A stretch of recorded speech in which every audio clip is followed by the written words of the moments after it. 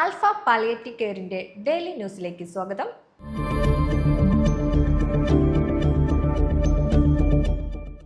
Vyloppilly Sreedharamenon memorial government vocational higher secondary സ്കൂളിൽ Aarush club ഉദ്ഘാടനം principal Bini K V നിർവഹിച്ചു. Rajesh M S, Alvin Rejo Joseph, community welfare officer Vismaya Venugopal, വിദ്യാർത്ഥി പ്രതിനിധി മഹേശ്വരൻ എം.എ എന്നിവർ നേതൃത്വം നൽകി. പാലിയേറ്റീവ് കെയർ ബോധവൽക്കരണ ക്ലാസ്സിൽ 42ഓളം വിദ്യാർത്ഥികൾ പങ്കെടുത്തു. Kollam TKDM vocational higher secondary സ്കൂളിലെ ആരുഷ് ക്ലബ് ഉദ്ഘാടനം Alpha Kollam link centre president advocate Santhosh Thangal നിർവഹിച്ചു.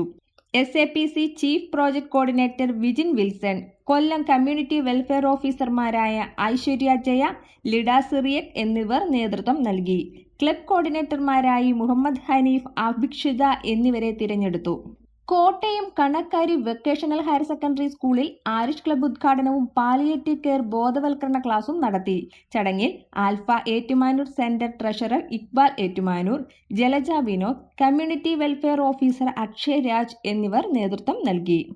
ആരുഷ് ക്ലബ് രൂപീകരണത്തിന്റെ ഭാഗമായി Irinjalakuda government model girls higher secondary സ്കൂളിൽ സംഘടിപ്പിച്ച ബോധവൽക്കരണ ക്ലാസ്സിൽ അധ്യാപകരും വിദ്യാർത്ഥികളുമടക്കം 55ഓളം പേർ പങ്കെടുത്തു.